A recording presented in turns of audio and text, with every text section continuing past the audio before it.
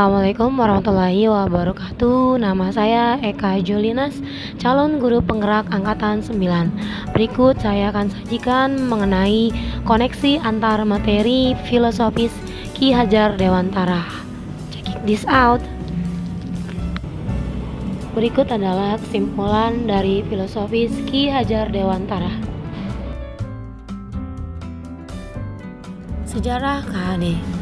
Memiliki nama asli Raden Mas Suwardi Surya Diningrat, lahir di Yogyakarta 2 Mei 1889. Dikenal sebagai Bapak Pendidikan Indonesia.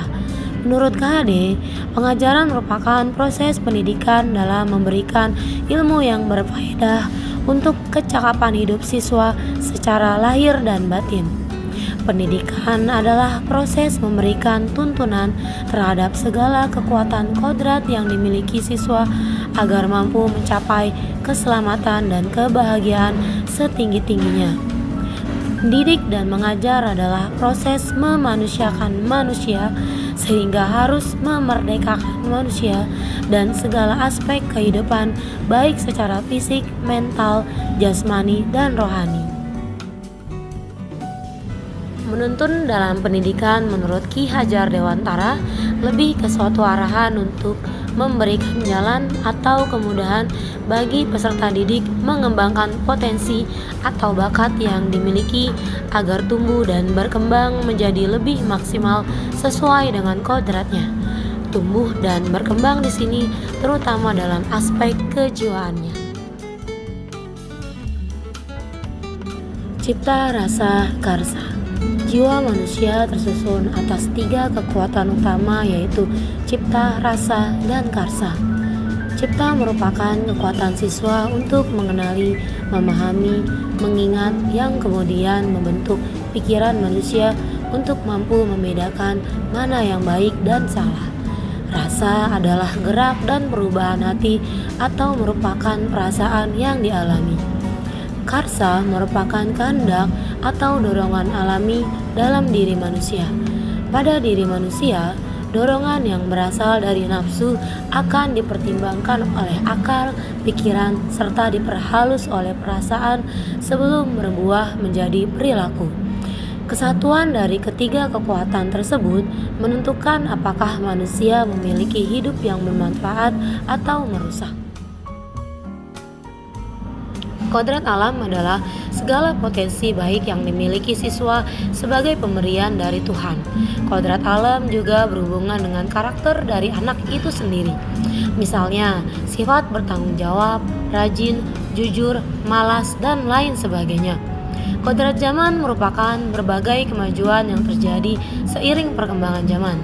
Seorang guru diharapkan mampu menuntun siswa agar tumbuh maksimal sesuai jenjang usia mereka. Selain itu, juga mampu membimbing siswa agar memiliki kemampuan menggunakan berbagai perkembangan teknologi ke arah yang positif.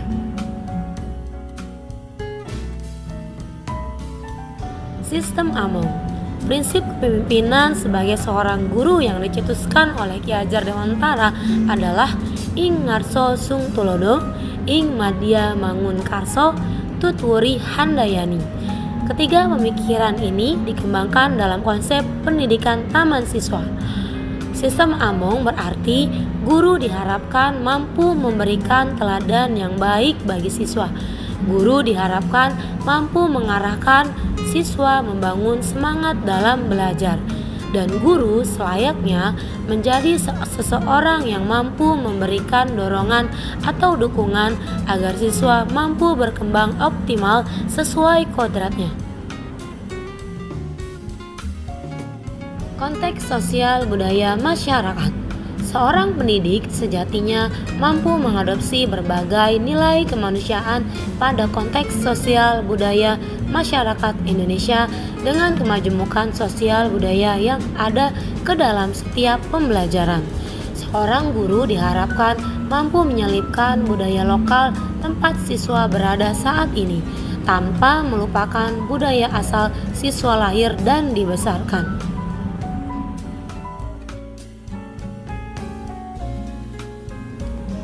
Asas Trikon. Asas Trikon adalah asas kontinu. bahwa pendidikan haruslah bergerak maju dan berkesinambungan. Asas konvergen bahwa pendidikan haruslah dikembangkan dengan melihat dari berbagai sumber. Asas konsentris bahwa pendidikan haruslah dikembangkan dan disesuaikan atau relevan dengan kepribadian bangsa.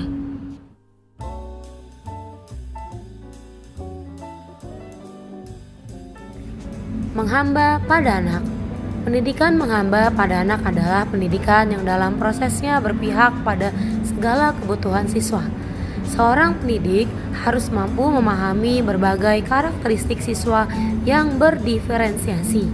Seorang pendidik kemudian merancang pembelajaran yang sesuai dengan minat, kebutuhan, dan kemampuan siswa secara individu guna membangun motivasi siswa menjadi pembelajar sejati. Menumbuhkan rasa senang dan bahagia pada diri siswa untuk menyerap ilmu pengetahuan dan mengembangkan diri.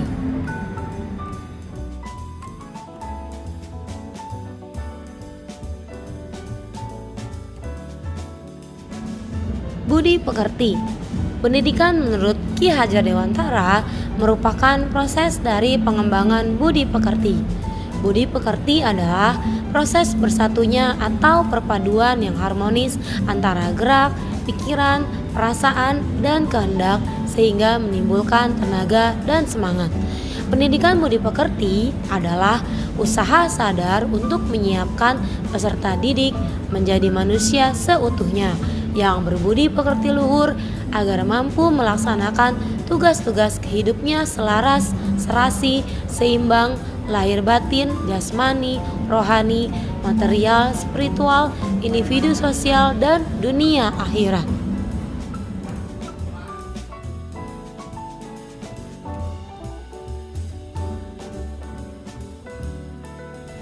Kita masuk ke bagian refleksi. Check this out. Pertanyaan pertama, apa yang saya percaya tentang murid dan pembelajaran di kelas sebelum saya mempelajari modul 1.1? Sebelum saya mengenal filosofi KHD, pemikiran saya adalah pembelajaran berpusat pada guru. Guru dituntut untuk menuntaskan materi dalam pembelajaran di kelas. Guru diwajibkan untuk menyamakan standar penilaian pada siswa melalui KKM. Materi yang diajarkan cenderung fokus pada buku paket yang telah disediakan pihak sekolah. Kemampuan awal, latar belakang, dan karakteristik yang siswa miliki kurang diperhatikan. Pembelajaran lebih terfokus pada hasil, bukanlah proses.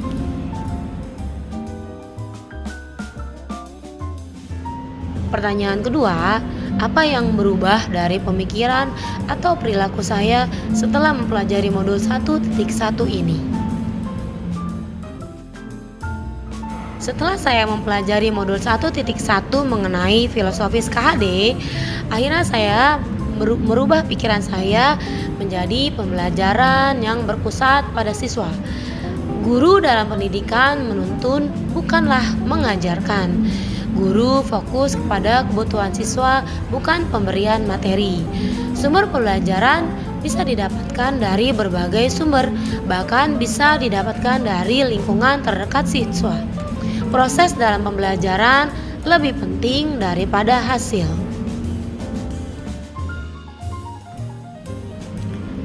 Lalu apa yang dapat segera saya terapkan lebih baik agar kelas saya mencerminkan pemikiran KHD? Beberapa rencana tindak lanjut yang akan saya terapkan di kelas saya mengikuti pemikiran KHD adalah saya akan mencoba menerapkan 3 asas kepemimpinan atau sistem Among dalam pembelajaran yang dimulai dari kelas dan kemudian sekolah secara keseluruhan. Saya akan mencoba menerapkan pembelajaran yang berpusat pada anak. Saya akan lebih memperhatikan kebutuhan siswa per individu, mengakui adanya karakteristik siswa yang berdiferensiasi. Untuk itu, saya akan melakukan tes diagnostik awal agar dapat menentukan minat, kemampuan, model belajar, dan solusi masalah yang dibutuhkan peserta didik per individu. Saya akan menciptakan pembelajaran kolaboratif baik sesama siswa maupun lintas pelajaran.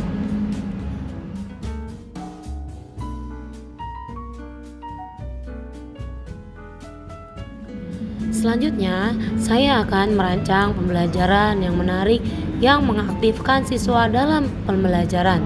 Saya juga akan mencoba untuk menyiapkan media pembelajaran dengan materi esensial yang beragam sesuai kebutuhan dan gaya belajar siswa. Saya akan membuat modul bahan ajar dan perencanaan pembelajaran sesuai dengan minat dan kemampuan siswa. Saya akan mengembangkan kemampuan saya dalam informasi teknologi dengan menggali beberapa sumber belajar melalui platform pembelajaran di internet.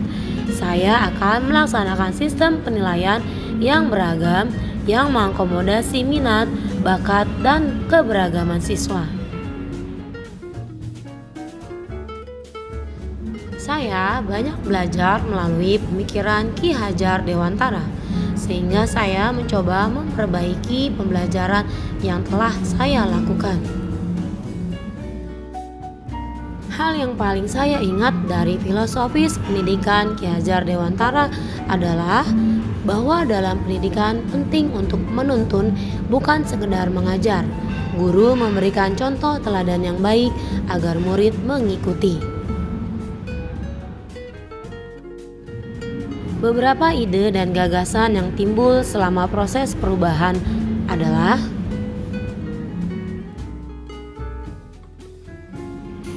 saya mencoba mengubah model pembelajaran menjadi student center dengan menerapkan nilai kolaboratif, aktif, mandiri, dan berani.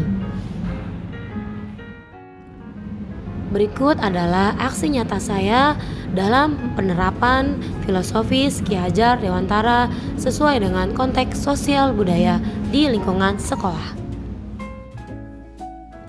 Tahap perencanaan.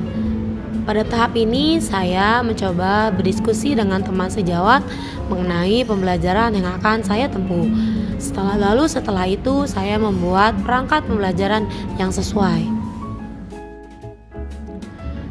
Di tahap pelaksanaan, pada pembukaan, terlebih dahulu saya menerapkan kebiasaan berdoa dan absensi di dalam kelas.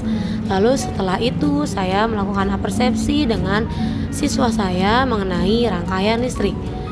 Kemudian saya menyampaikan tujuan pembelajaran dan menjelaskan tahap-tahap cara kerja dari praktikum rangkaian listrik kali ini. Tahap pelaksanaan praktikum IPA membuat rangkaian listrik seri. Pada tahap ini, anak-anak terlihat sangat antusias untuk bekerjasama dengan teman-temannya untuk membuat rangkaian listrik seri.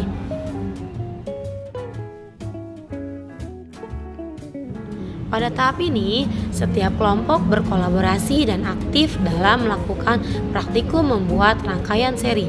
Siswa tampak antusias dan penuh semangat. Guru membimbing dan memberi pengarahan.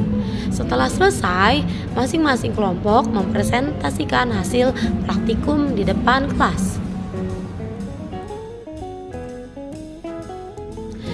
Pada penutupan, saya memberi penguatan dari hasil praktikum siswa kali ini. Mana hal baik dan mana hal yang kurang baik yang perlu siswa perbaiki. Kami melakukan evaluasi bersama-sama untuk diberi tindak lanjut pada kegiatan yang akan datang. Kegiatan ditutup dengan berdoa dan pembiasaan bersalaman. Refleksi dari aksi nyata saya kali ini adalah adanya tantangan dalam pembelajaran, yaitu ada beberapa murid yang tidak mau bekerja sama dengan temannya. Ada beberapa murid yang tidak mau menerima salah satu murid dalam kelompoknya. Ada beberapa murid yang masih malu saat presentasi ke depan kelas. Solusi yang dapat saya lakukan dari tantangan pembelajaran kali ini adalah: pertama, saya melakukan bimbingan secara personal terhadap siswa tersebut. Yang kedua, saya mencari tahu penyebab dan mengajak siswa untuk mencari solusi bersama-sama. Lalu yang ketiga, saya membiasakan melakukan kegiatan serupa untuk melatih siswa agar berani berbicara ke depan kelas. Berikut beberapa testimoni.